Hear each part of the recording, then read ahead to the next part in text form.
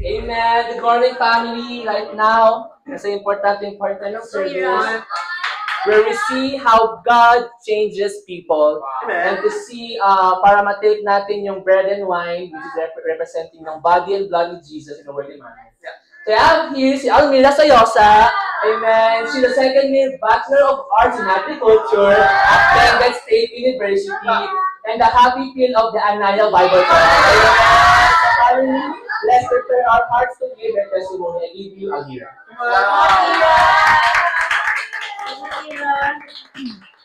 So, a pleasant morning to everyone.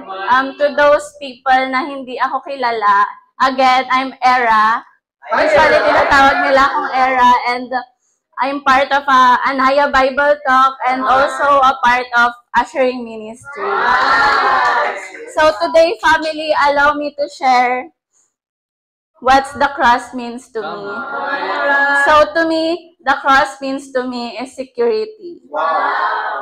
4 months ago, I made the decision to deepen my relationship with God and follow Jesus more closely.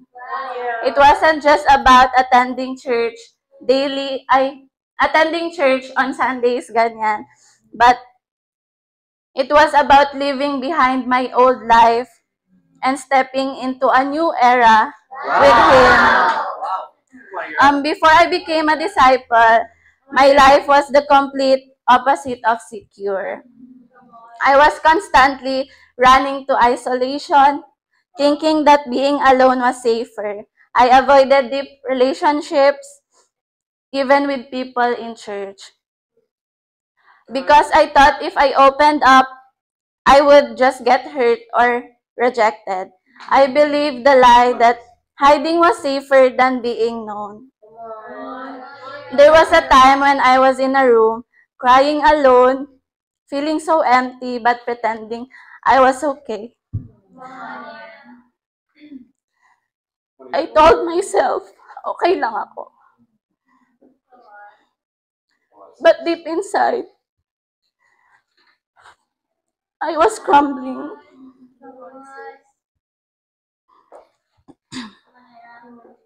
I looked strong outside, but the truth was I consumed with fear.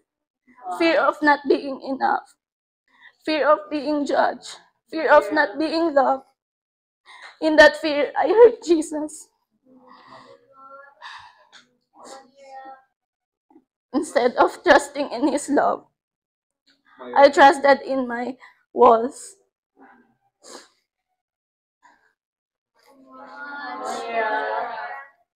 I chose comfort over connection. I chose isolation over intimacy with God and others. I rejected the very security the cross offers by pretending I didn't need it. But when I studied the cross, I saw something that broke me. Jesus had every reason to protect Himself. He was betrayed by His closest friends, abandoned by people He loved, and mocked by the very ones He came to save. But He didn't run. He didn't build walls. Instead, He opened His arms wide.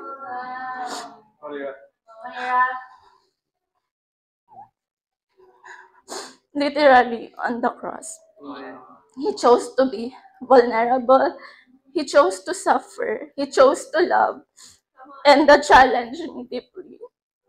I realized that my walls weren't protecting me.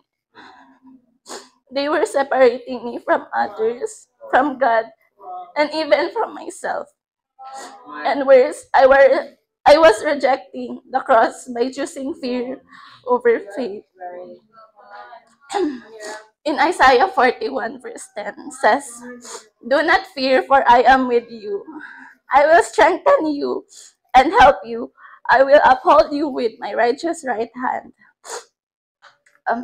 That verse became real to me. I didn't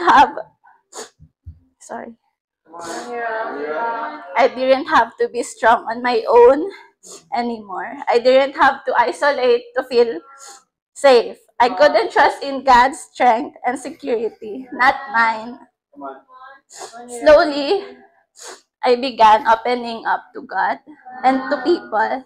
I confessed my fears, my sins, my desire to control everything. And you know what? Instead of rejection, I found acceptance. Instead of fear, I found faith. Instead of isolation, I found love. In Romans 8:38 to 39 says that nothing can separate us from the love of God. Not even my fear, not even my sin. That truth tore down every wall I built. Now, I don't find security in being alone. I find it in the cross, in God's love, in being known fully and still loved. So family, if you're holding back, hiding, pretending you're okay when you're not, I want to invite you to the foot of the cross. Let Jesus be your security. He didn't run from suffering. He faced it for you guys. You don't have to be alone anymore. To me, again, the cross means security. Not because I'm strong, but because Jesus is. Amen. And that's all. To God be all the glory.